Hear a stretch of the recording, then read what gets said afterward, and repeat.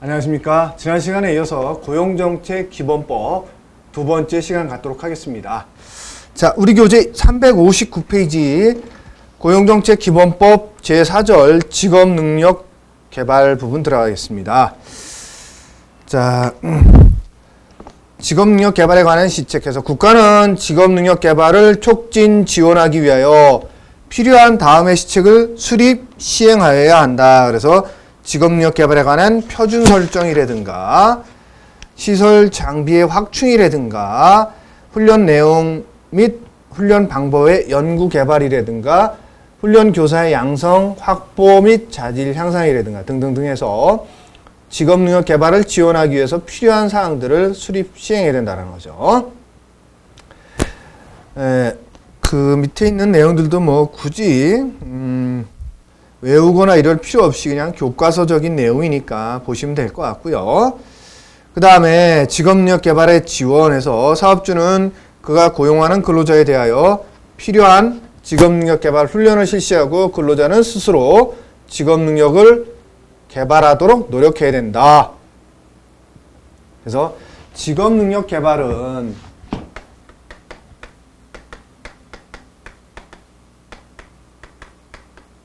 크게는 세 가지 측면에서 사업주가 하는 직업능력 개발이 있고, 그 다음에 근로자가 스스로 하는 게 있고, 그 다음에 실업자가 하는 게 있겠죠.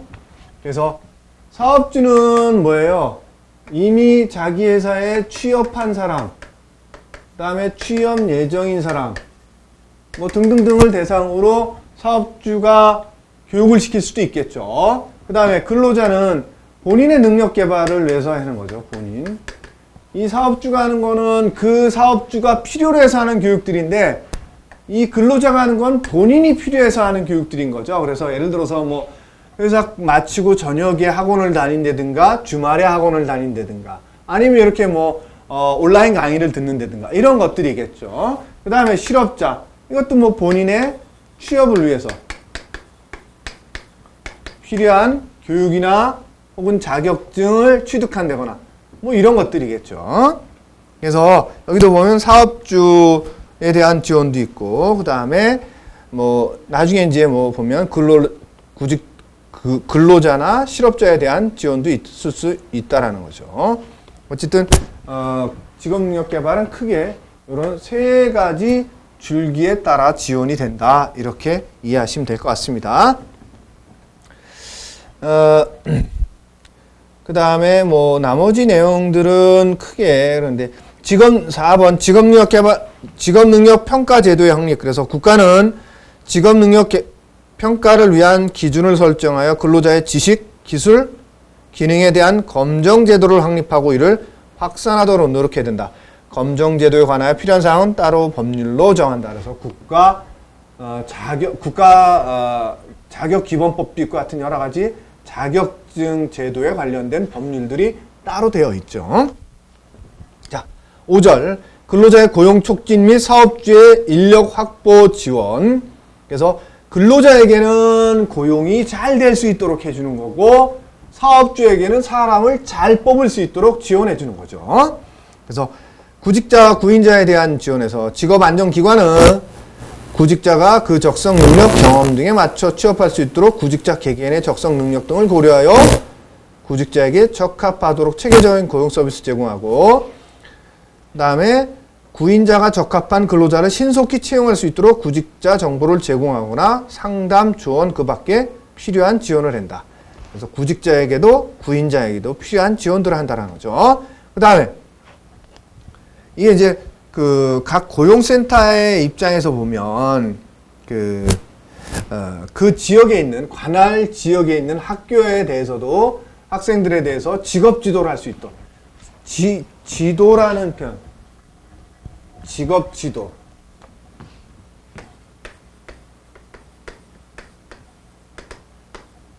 직업 정보를 알려주기도 하고, 또 어떠한 직업이 그 직업인이 되기 위해서는 어떠한 교육 훈련을 받아야 된다든가, 뭐 그 다음에 그 지역에는 어떤 기업들이 있고 그 기업들에서는 어떠한 직업 직업을 가진 사람들을 뽑는다든가 이런 것들을 여러 가지 알려주는 활동이 되겠죠. 그래서 학생의 입장에서는 뭐예요? 아, 우리 지역엔 이런 회사들이, 이런 산업들이 있고 어떤 직업들이 필요하니까 나는 어떻게 준비해야 되겠다. 뭐 이런 것들을 가질 수 있도록 알려주라는 거죠.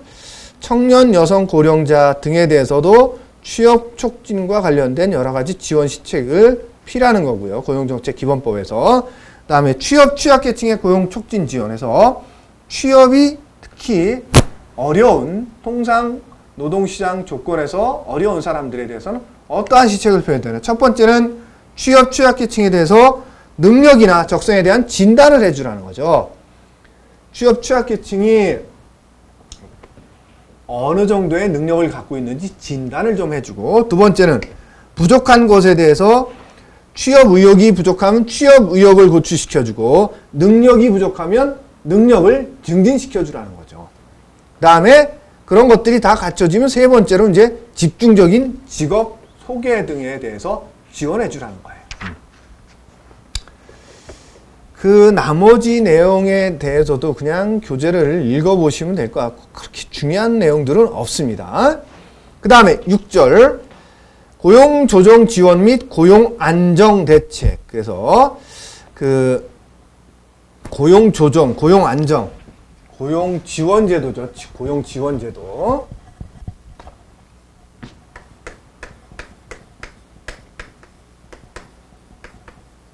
그래서 고용 창출, 고용 유지, 고용 창출, 그다음에 고용 촉진. 뭐 이러한 정책들이 있을 수 있다라는 거죠. 그래서 고용 유지라는 건 뭐예요? 회사가 어려워서 근로자를 해고해야 되는데 해고하지 않고 계속 근로자를 이끌어간다면 그 유지하는데 여러 가지 도움이 필요할 거 아니에요. 그런 것들을 지원해 주는 게 고용 유지고요. 고용 창출은 일자리를 새로 만들어서 사람들을 취업을 시킨다면 거기에 대해서 국가나 이런 데서 지원금을 주는 것들이에요. 쉽게 얘기해서 이제 한 사람이 퇴사를 했어요. 근데 한 사람을 채용하면 되는데 이렇게 채용하는 게 아니라 퇴사한 사람에 대해서 오전반, 오후반처럼 4시간씩만 일할 수 있는 사람을 뽑는 거죠. 그러면 여기 한 명, 여기 한 명, 2명이 채용이 될 수 있는 거죠. 이게 시간제 일자리가 되는 거죠. 아주 중요한 직무가 아니면 이런 식으로 해서 창출이 됐잖아요. 일자리가 하나 더 창출된 거죠. 이런 식으로 했을 때 지원금 주는 거죠. 그 다음에 고용 촉진이라는 건 지금 나왔던 것처럼 취업 취약계층,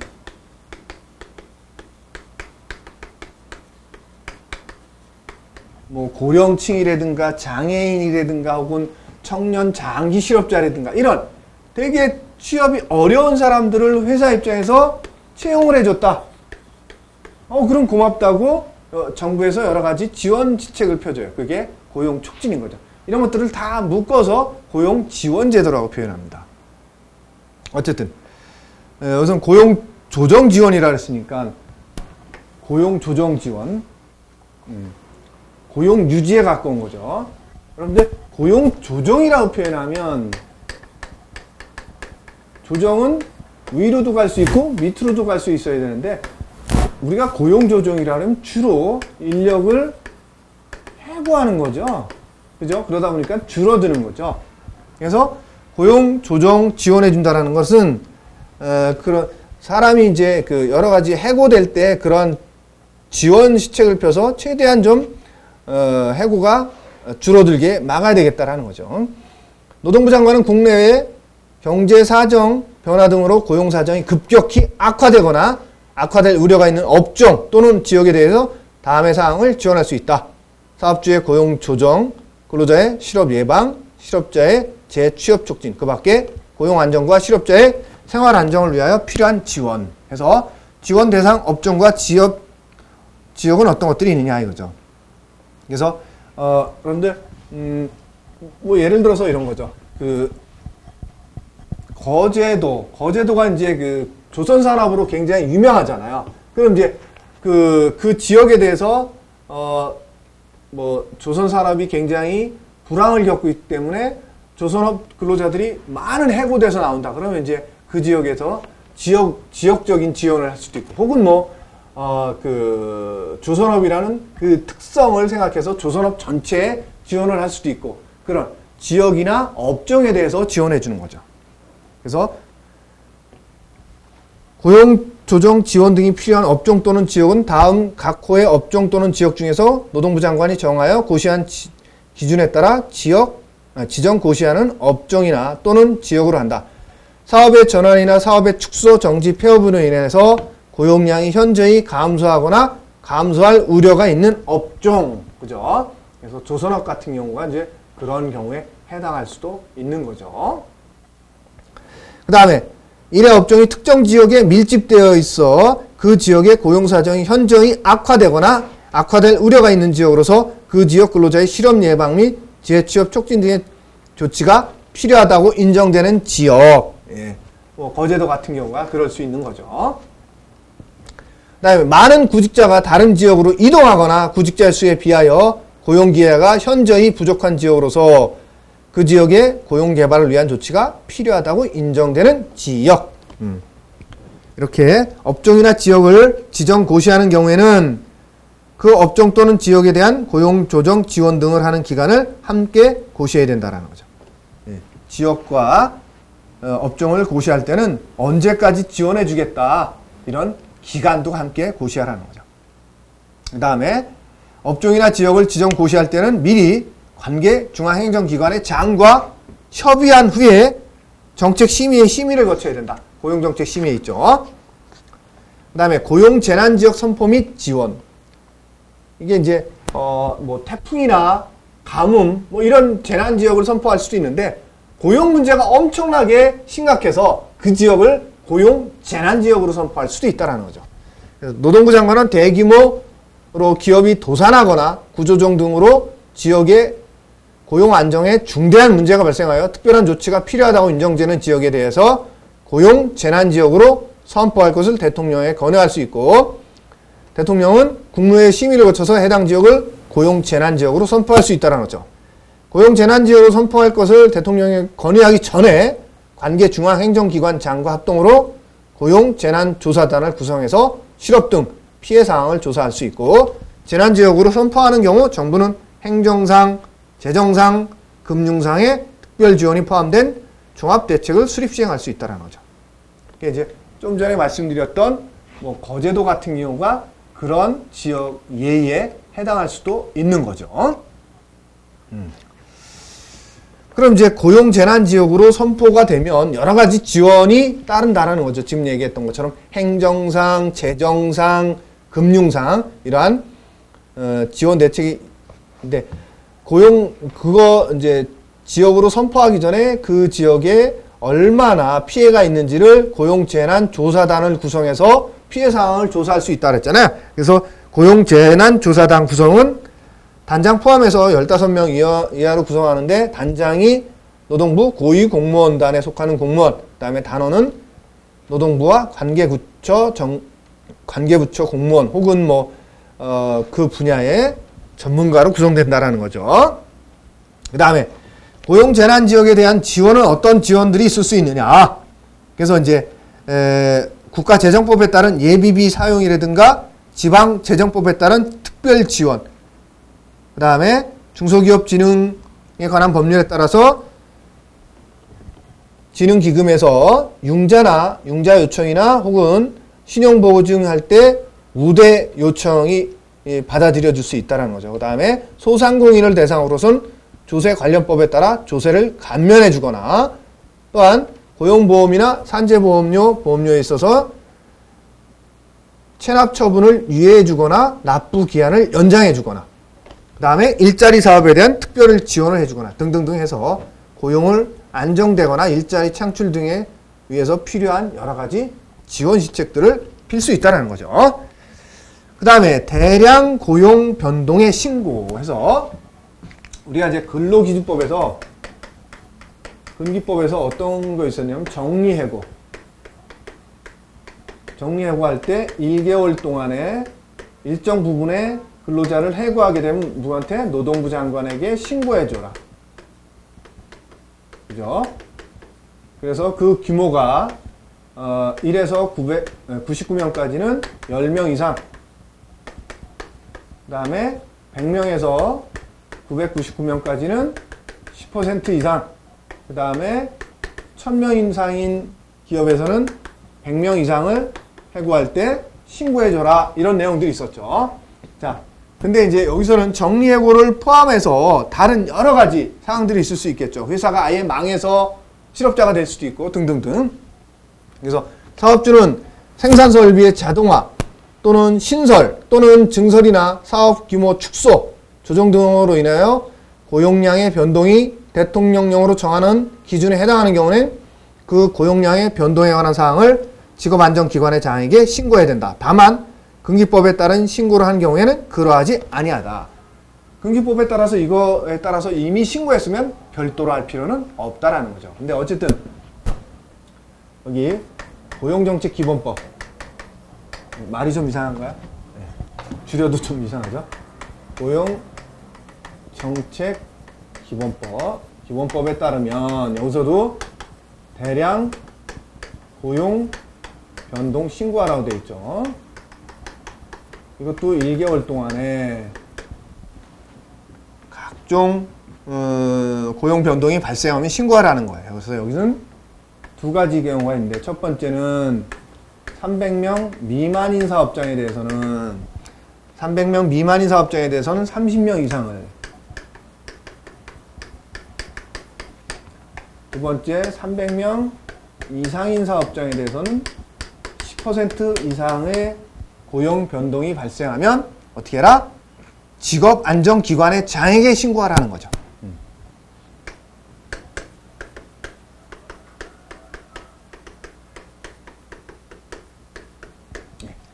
그래서 두 가지 법에 따라서 조금 다른데, 어쨌든 이 대량 고용 변동 신고 중에 정리해고가 포함될 수 있다라는 거예요. 어쨌든 정리해고도 있고, 회사가 망해서 그럴 수도 있고, 아예 업종을 바꿔서 대량 실업자가 발생할 수도 있고, 혹은 이 지역을 떠나서 다른 지역으로 공장을 옮기기 때문에 이 지역에서는 대량 실업자가 발생할 수도 있겠죠. 혹은 사람이 하던 거를 기계로 다 대체하기 때문에 대량 실업자가 발생할 수도 있겠죠. 등등등. 어쨌든 정리해고를 포함한 여러 가지 대량으로 고용 변동이 발생할 때는 어떻게 하라? 직업안전기관의 장에게 신고하라는 거죠. 어떤 규모에 따라, 요 정도 규모의 이상이 발생하면 신고하라는 거예요. 아시겠죠? 자, 단 365페이지 그 박스 하단에, 포커스 하단에 있는 것처럼 노동부 장관에게 신고하지 않아도 되는 근로자가 있을 수 있다라는 거죠. 그래서 그런 사람들이 누구냐? 거기 나와 있는 것처럼 일용 근로자 또는 기간을 정하여 고용된 사람으로서 6개월 미만이죠. 신고 예외자가 있다라는 거죠. 신고 예외자. 여기에 신고를 해야 되는데 신고 예외자가 있다. 첫 번째, 일용이거나 혹은 6개월 미만의 기간을 정하여 사용된 자. 그 다음에 수습 사용 중인 날로부터 3개월 이내인 자. 수습 사용 중 3개월 미만인 자. 그 다음에 자기 사정 또는 귀책 사유로 이직하는 사람. 혹은 본인 귀책 사유죠.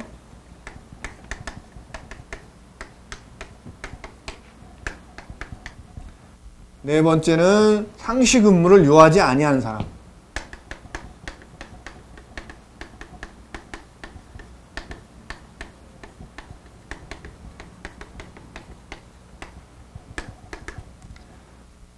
그 다음에 마지막으로 천재지변이나 그 밖에 부득이한 사유.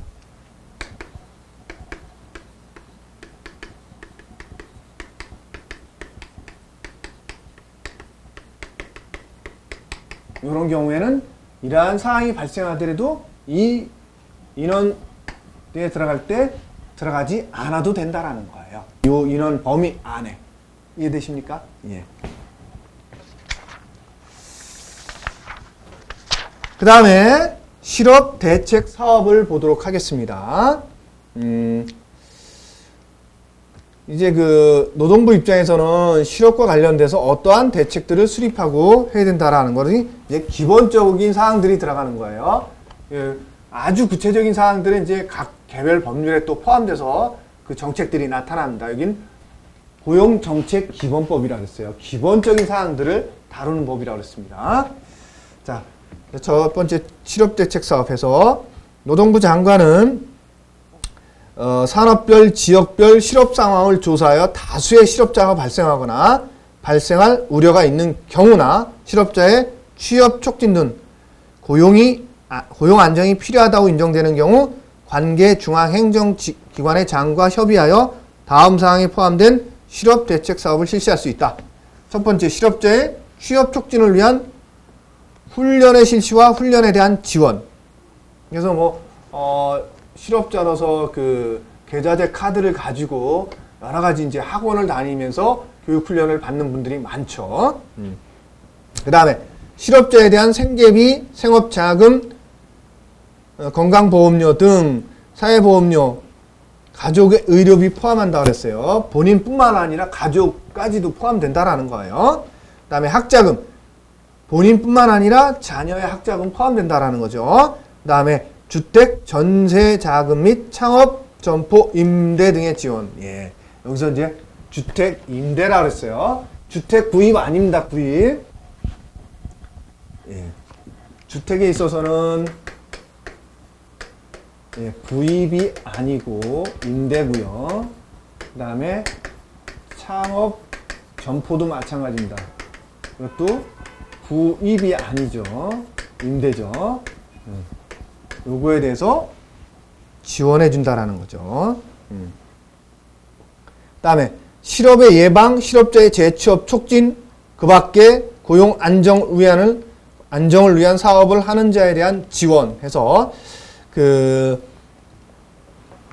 실업이 발생하지 않도록 여러 가지 시책을 펴는 것들이 있잖아요. 아까 얘기했던 고용 지원 제도, 그 다음에 실업자의 재취업 촉진, 그 밖에 고용 안정을 위한 사업을 하는 자. 고용 안정 사업. 실업자를 직접 지원하는 게 아니라 고용 안정 사업을 하는 어떠한 기관들, 그 기관들에 대해서도 지원할 수 있다는 거예요. 그 다음에 고용 촉진과 관련된 사업을 하는 자에 대한 대부. 이것도 마찬가지예요. 고용 촉진과 관련된 사업이에요. 하는 자에 대한 대부. 돈을 빌려줄 수도 있다는 거죠. 실업자에 대한 공공근로사업. 그 밖에 실업의 해소에 필요한 사업. 공익사업으로 하여 실업자를 고용하는 취로사업 등 고용촉진 사업을 하는 비영리 법인 및 단체 등에 대한 지원도 가능하고, 그 밖에 실업대책 사업의 일환으로 실업자 및 그 가족에게 생계 지원이나 의료 지원 등 생활안정 지원 사업을 하는 비영리 법인 단체 등에 대해서도 지원할 수 있다. 실질적으로 실업자를 직접 지원할 수도 있지만 그 실업자를 지원하기 위한 여러 기관들이 있을 거 아니야? 그런 기관들에 대해서도 지원할 수 있다는 거예요. 그 다음에 노동부 장관은 대통령령으로 정하는 바에 따라 실업대책 사업의 일부를 산업재해보상보험법에 따른 근로복지공단에 위탁할 수 있다는 거죠. 그래서 이 실업대책 사업을 정부가 직접 할 수도 있지만 그것을 누구한테? 근로복지공단에 위탁할 수도 있다는 거예요. 그 다음에 1과 2를 적용할 때 6개월 이상의 기간을 정하여 무급으로 휴직한 사람은 실업자로 보아서 그 혜택을 주겠다는 거예요. 실질적으로 실업자는 아니지만 회사에 속해 아직 퇴직한 사람은 아니지만 6개월 이상 무급 휴직한 사람이라면 실업자나 매반 다를 게 없다. 그래서 실업자에게 주는 혜택을 똑같이 그 사람에게도 주겠다라는 거예요. 이 얘기는.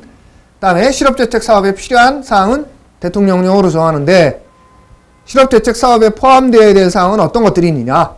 많은 인력을 사용하는 사업이거나 많은 실업자가 발생하거나 발생할 우려가 있는 지역에서 시행하는 사업이거나 고용 상황의 변화에 따라 쉽게 규모를 변경하거나 그만둘 수 있는 사업, 이런 것들이 실업대책 사업에 포함되어야 한다라는 거죠.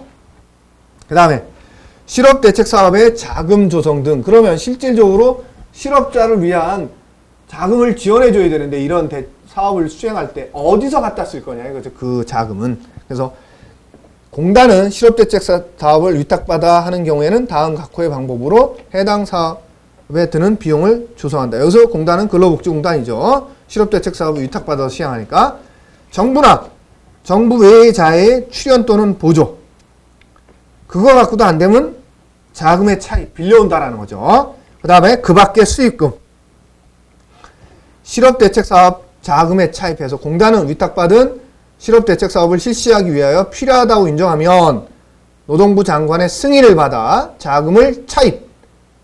그래서 어디로부터 할 수 있느냐? 국제기구나 외국 정부 또는 외국인으로부터 차입을 포함한다 해서 외국으로부터 돈을 빌려다가 쓸 수도 있다라는 얘기예요. 누구의 승인을 받아요? 노동부 장관의 승인을 받아서. 할 수 있답니다. 할 수 있다. 해야 한다가 아니라. 그 다음에 고유식별 정보의 처리. 자, 여러분들 정부에서야 당연히, 정부에서도 당연히 하지만, 워크넷 있죠, 워크넷. 자, 고용 서비스. 여러 가지가 있겠죠. 알선도 있고, 그 다음에 실업자를 위한 여러 가지 교육훈련도 있을 수 있고 등등등. 이런 것들을 할 때 정부에서는 워크넷을 하면서 뭘 해요? 워크넷, HRD넷 이런 것들을 하면서 뭘 합니까? 개인정보를 수집하죠. 성명, 주민번호, 그 다음에 핸드폰 번호 이런 등등, 주소, 이런 개인정보를 수집하잖아요. 그 대신 왜 수집하는 거예요? 이 고용 서비스를 제공해주기 위해서, 취업 알선해주기 위해서, 교육훈련 참가하라고 정부 문자 발송하기 위해서 등등등.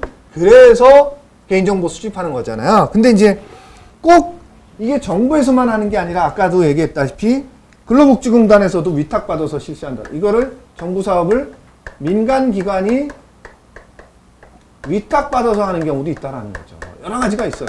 네. 여성인력개발센터니 등등등 굉장히 많은 데서 위탁을 받아서 정부가 하지 못하는 고용 서비스 사업을 수행하고 있다라는 거죠. 그럴 때 이런 민간 위탁기관에서도 예를 들어서 이 서비스를 받고자 해서 찾아오는 대상자에 대해서 이런 개인정보 받아야 될 거 아니에요. 그죠? 예. 그런 것들을, 예. 그럼 너희들도 이걸 받아서 처리할 수 있게 해주겠다라는 그런 내용이에요. 고유식별 정보의 처리.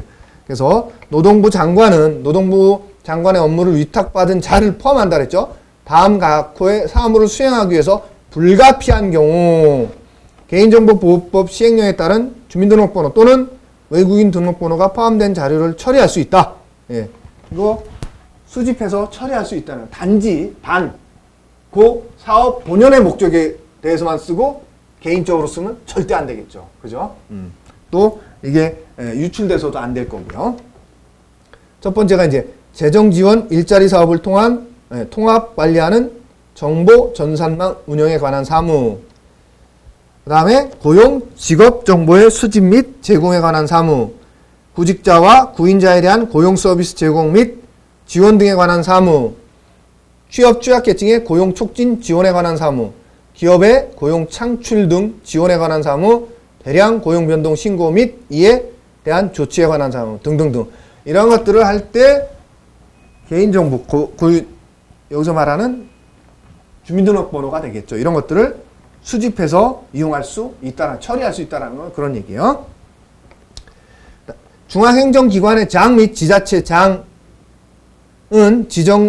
재정지원 일자리 사업의 통합 정보전산망 관리에 관한 사무를 수행하기 위하여 불가피한 경우 개인정보보호법 시행령에 따라 주민등록번호 또는 외국인 등록번호가 포함된 자료를 처리할 수 있다. 지금 이제 좀 전에 얘기했던 거는 노동부에 관련된 거였다면, 노동부와 이 민간 위탁에 관련된 거였다면, 그게 아니라 이제 지자체나 혹은 다른 부처에서도 필요하면 개인정보를 수집해서 처리할 수 있다라는 거죠. 예. 단지 그 개인정보를 수집해서 처리할 때 혹시나 이제 여러분들이 나중에 이제 민간 위탁기관에서 가서 일을 하시게 되면 아시겠지만 이 구인자, 구직자의 정보를 수집하는 거 괜찮아요. 개인정보 동의 그 사인 받고 수집하는 거 괜찮은데 그게 유출이 돼서 다른 용도로 쓰이게 됐다. 예를 들어서 뭐 범죄 집단에 들어가거나 아니면 뭐 그 보이스피싱 이런 데에 들어갔다. 그럼 굉장히 위험해지기 때문에 개인정보를 신중하게 취급하셔야 됩니다. 아시겠죠? 예, 어쨌든 그건 이제 실무적인 부분에서의 한 말씀 드렸던 겁니다. 자, 이렇게 해서 제3장 고용정책 기본법까지 기본법을 모두 마쳤습니다. 여러분들 수고 많으셨습니다.